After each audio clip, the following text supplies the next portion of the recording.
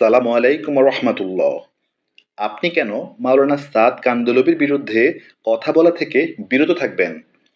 তাবলিগকে সমর্থন বা পছন্দ করি, তবে এর সাথে সরাসরি যুক্ত নই। প্রায় ২০ বছর হলো। মাওলানা সাদ কান্দলবির নামের সাথে আমার কিছুদিন আগেও কোনো পরিচয় ছিল না। হঠাৎ দেখলাম ফেসবুক এবং এর আশপাশ গরম হয়ে উঠল মাওলানা সাদকে বিভিন্নভাবে গালিগালাজ করে। আমি প্রথম দিকে কোনো গুরুত্বই দিতাম না, কারণ এসব আমাদের সমাজে প্রতিদিনের ঘটনা।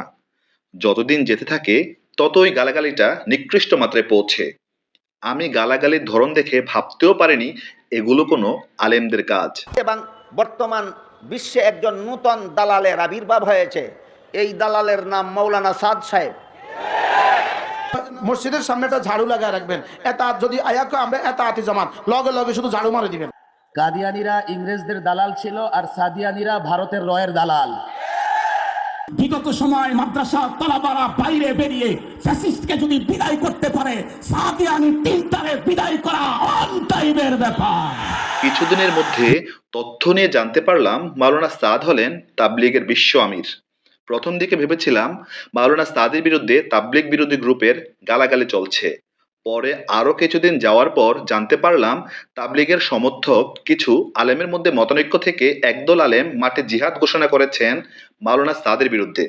বিষয়টি শুধু বাংলাদেশে নয়, গোটা বিশ্বের সমস্যা। এক এক দিন থেকে এক একজন এক একভাবে এখানে রসদ ও ইন্ধন দিচ্ছেন। বিষয়টি নিয়ে আমি আরও তথ্য নিতে থাকি। দেখি মাওলানা সাদ সম্পর্কে একদল হিংসাত্মক হীনমন্য মিথ্যাচার শুরু করেছেন।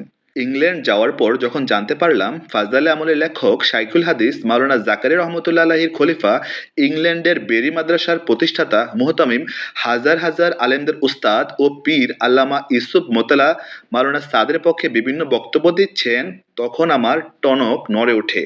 এরপর আমি আরও তথ্য নিতে শুরু করি। আমার সংগৃহীত তথ্য থেকে যা বেরিয়ে আসে তা নিয়ে একটি লেখা তৈরি করে আমার ফেসবুক ওয়ালে তাবলিগ জামাতের মূল সমস্যাটা কি শীর্ষক শিরোনামে পোস্ট দিয়েছিলাম। অনেকে ক্ষুব্ধ হয়ে উঠলেন।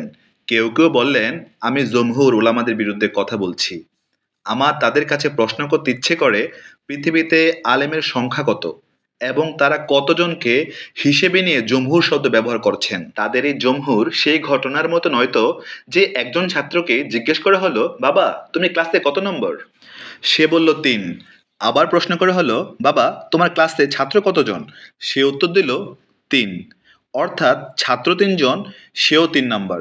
কিংবা এই জমহুর সেই বিশাল জনসভার মতো নয়তো যেখানে মাত্র ৫০ জন শ্রোতা উপস্থিত। ২.৫ লক্ষ ২,৩৫,০০০ সাল লাগানোওয়ালা উলামা ইকরাম নিজামুদ্দিনের সাথে।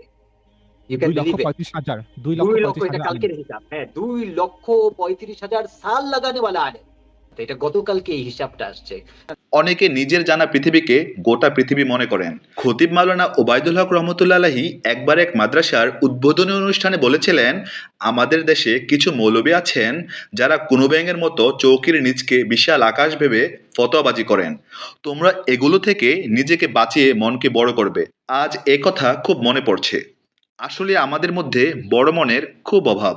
যারা জমহুর উলামার দাবি করছেন তারা কি জানেন যে পৃথিবীর জমহুর উলামার হিসাব বাদ দিয়েও যদি শুধু ভারতবর্ষের জমহুরের হিসাব করা হয়, তবু মাওলানা সাদের পরিবার এবং আত্মীয়দেরকে বাদ দিয়ে জমহুর বলা বড়ই কঠিন।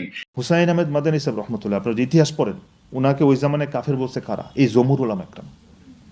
আপনি ইতিহাস পড়েন, ইমাম আবু হানিফা রহমতুল্লাহ আলাইহি ওনাকে এই পরিমাণ কষ্ট দিচ্ছে, ইমাম শাফি রহমতুল্লাহ এই পরিমাণ কষ্ট দিচ্ছে, আল্লামা ইকবাল রহমতুল্লাহ আলাইহি এই পরিমাণ কষ্ট দিচ্ছে।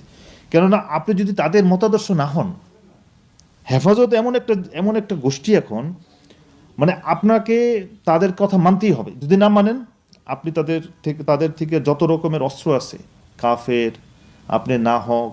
এই পরিবারের এলমি এবং দাওয়াতি কাজের ঐতিহ্য কয়েকশো বছরের।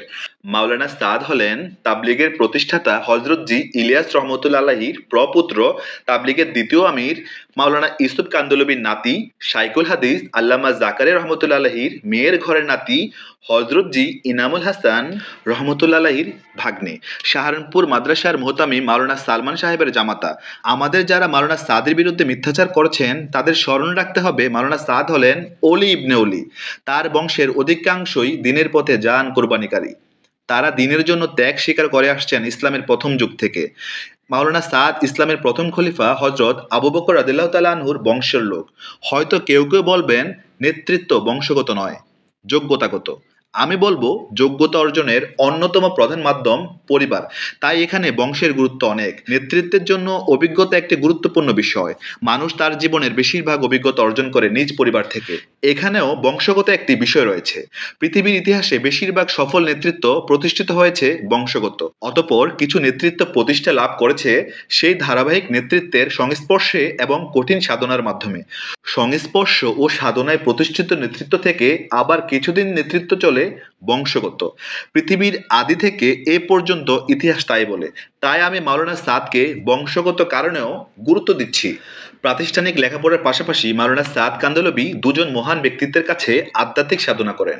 তারা হলেন সৈয়দ আবুল হাসান আলী নদভী রহমতুল্লাহ আলাইহি ও মুফতি ইফতেখারুল হাসান কান্ধলভি। মুফতি ইফতেখারুল হাসান কান্ধলভিকে আমি জানি না, তবে সৈয়দ আবুল হাসান আলী নদভী রহমতুল্লাহ আলাইহিকে ভালো করেই জানি। এমন এক মহান ব্যক্তির খলিফা এখানে একাই 100। আমি যখন জানলাম মাওলানা সাদ সৈয়দ আবুল হাসান আলী নদভী রহমতুল্লাহ আলাইহির খলিফা, তখনই আমার মন তার পক্ষে এমনিই চলে যায়। এমন ব্যক্তির খলিফা মোটেও ছোট কথা নয়। এখানে বংশ নয়, সাধনার ব্যাপার। মাওলানা সাদ যে একজন বড় সাধক তা বুঝতে আর বাকি থাকলো না। সাধকেরা অন্যদের থেকে ভুল কম করে, তবে অনেক মানুষ ভুলের উপর দাঁড়িয়ে সাধকের কথা অনুভব করতে না পেরে ভুল ব্যাখ্যা করে। এখন প্রশ্ন হলো, আপনি কেন মাওলানা সাদের বিরুদ্ধে অপপ্রচার থেকে বিরত থাকবেন?